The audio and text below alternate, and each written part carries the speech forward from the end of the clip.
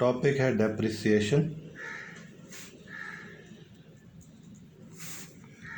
Author का नाम है लार्सन और क्वेश्चन नंबर हमारा है 10वां चैप्टर का तीसरा 10(3)A लिस्ट ए में से। अब इसकी जनरल एंट्रीज करनी है हमने।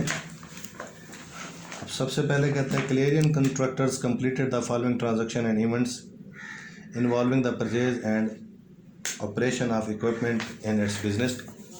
ये लाइन पढ़ने के बाद फ़ौरन आप रिक्वायरमेंट पढ़ें। रिक्वायरमेंट में कहते हैं prepare an entries to record these transaction and events.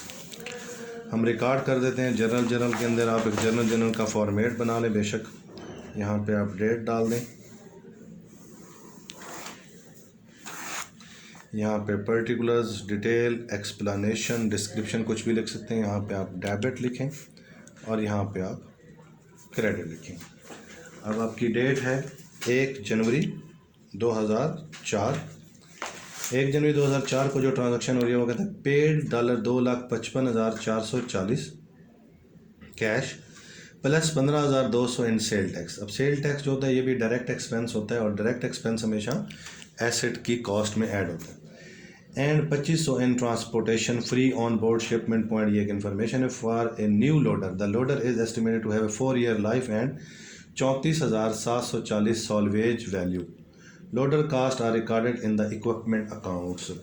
तो हम according to the debit and credit rules, जब एक एसेट हमारे पास इंक्रीज होता है बिजनेस के अंदर और कैश दूसरा एसेट डिक्रीज होता है, तो जो एसेट इंक्रीज होता है उसको क्या करते हैं हम डेबिट कर देते हैं, और जो डिक्रीज हो जाता है हमारा कारोबार के अंदर उसको हम क्रेडिट करते हैं। तो इक्विपमेंट अकाउंट डेबिट कर देते हैं, कैश अकाउंट को क्रेडिट कर देते हैं।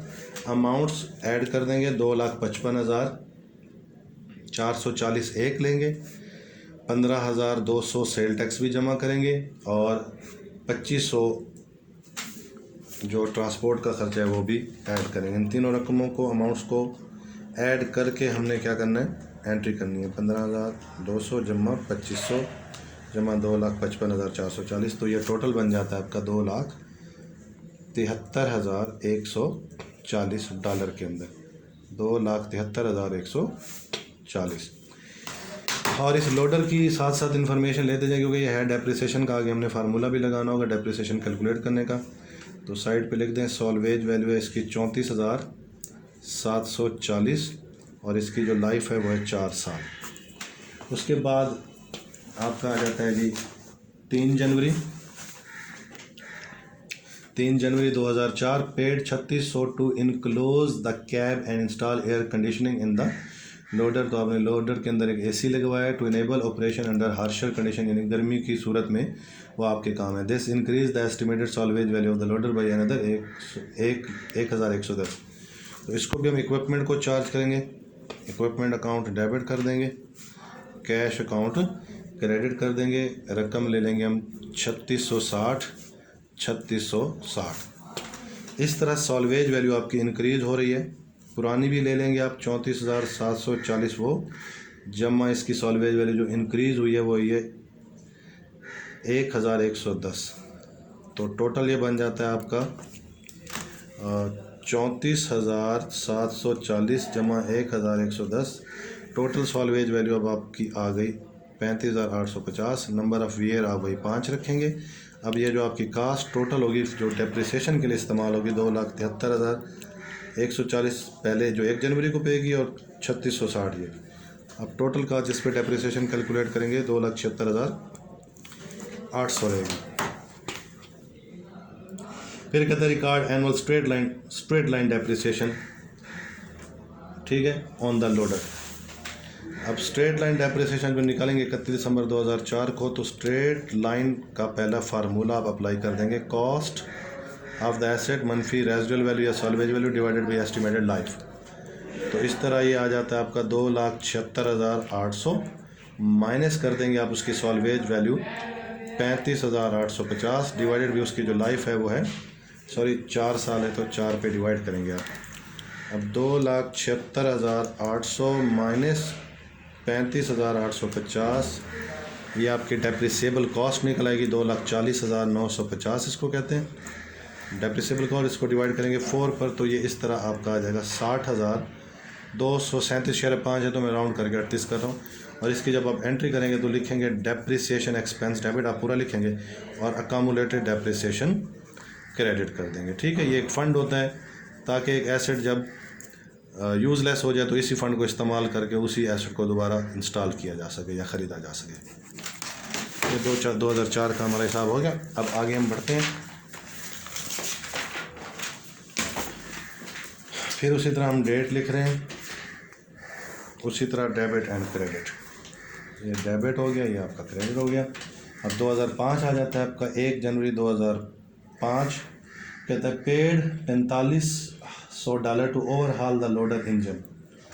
ओवरहालिंग कराते हैं, ट्यूनिंग वगैरह कराते हैं। Which increase the loader estimated useful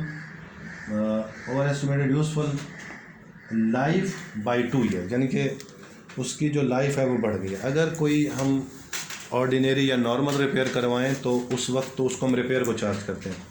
अगर कोई ओवर हालिंग या रिपेयर करें, वो एसेट की कास्ट को इंक्रीज़ कर दे या उसकी लाइफ को इंक्रीज़ कर दे, तो वो आप उस इक्विपमेंट को ही चार्ज करते हैं। तो ये ओवर हाल क्योंकि उसकी लाइफ बढ़ा रहा है तो हम इसको इक्विपमेंट को चार्ज करेंगे।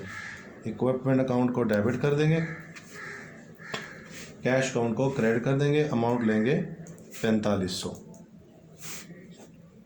और उसकी 2 साल मज़ीद लाइफ बढ़ गई, यानी कि 4 साल थी, 1 साल गुजर चुका था, 3 रह गए और मज़ीद ओवरहाल के बाद 2 और इंक्रीज़ हो गए तो टोटल इस तरह 5 साल बाकी रह गए। फिर आपकी आ जाती है 17 फरवरी 2005। 17 फरवरी 2005 को क्या होता है जी? Paid 920 to repair the loader after the operator back it into a tree, यानी कि बैक कर रहा था ट्री में, दरख्त में लगा, कोई टूट फूट हो गई होगी, रिपेयर करा रहे हैं। तो ये नॉर्मल रिपेयर, आपकी जो नॉर्मल रिपेयर होती है उसको हम रिपेयर एक्सपेंस लिखते हैं। रिपेयर एक्सपेंस डेबिट और कैश क्रेडिट, क्योंकि एक्सपेंस ऑलवेज डेबिट होते हैं और जब एक्सपेंसेस को क्लोज़ किया जाता है तो हम क्रेडिट करते हैं। उसके बाद हमने 31 दिसंबर 2005 को डेप्रिसिएशन रिकॉर्ड करनी है। अब रिवाइज मेथड हमारा चलेगा। रिवाइज मेथड का भी इस्तेमाल होता है जब लोडर की या किसी भी इक्विपमेंट की कास्ट चेंज हो जाए या उसकी लाइफ चेंज हो जाए। तो यहाँ पे सबसे पहले हम बुक वैल्यू निकालेंगे। बुक वैल्यू निकालने का फार्मूला होता है कास्ट माइनस रेजिडुअल वैल्यू। ठीक है, इसके अंदर मज़ीद जो उस पीरियड के बाद आपने ख़र्चा किया वो ऐड किया जाता है। फर्दर ओवरहाल का जो हमने ख़र्चा किया है वो हम इसमें ऐड कर देंगे। अब कास्ट हमने जो रिकॉर्ड की हुई है पहले, टोटल जिस पे हमने डेप्रिसिएशन निकाली थी 2,76,800। ये 2,76,800 में से जो डेप्रिसिएशन पहले हो चुके, मैं रेजिडुअल लिख चुका था, डेप्रिसिएशन एक्सपेंस जो पहले हो चुके हैं आपके, वो आप इसमें से क्या करेंगे, माइनस करेंगे। वो आपके हो चुके हैं 60,238। 60,238 लेस करेंगे और 4500 ऐड करेंगे। ये आपकी बुक वैल्यू आ जाएगी बिफोर एंड 60,238 जब नफ़ी किया तो ये आपकी बुक वैल्यू आ गई बिफोर ओवर हालिंग। जब 4500 इसमें ऐड करेंगे तो ये बुक वैल्यू आ जाएगी आफ्टर ओवर हालिंग। ये आपकी आ जाती है 2,21,062। फिर आपकी जो टोटल लाइफ थी 4 साल, 4 में 2 ऐड किया 6, 6 में से एक 2004 वाला साल गुजर गया तो बाकी रिमेनिंग 5। रेजिडुअल वैल्यू को चेंज नहीं किया गया, रेजिडुअल वैल्यू आपकी वही रहेगी 35,850। 35,850। इस तरह रिवाइज मेथड के तहत स्ट्रेट लाइन का जो फार्मूला हम लगाएंगे वो फार्मूला होगा book value minus residual value divided by remaining life. तो बुक वैल्यू आपकी कितनी है जी? 2,21,062 मनफी कर देंगे 35,850 डिवाइडेड बाई 5 ईयर।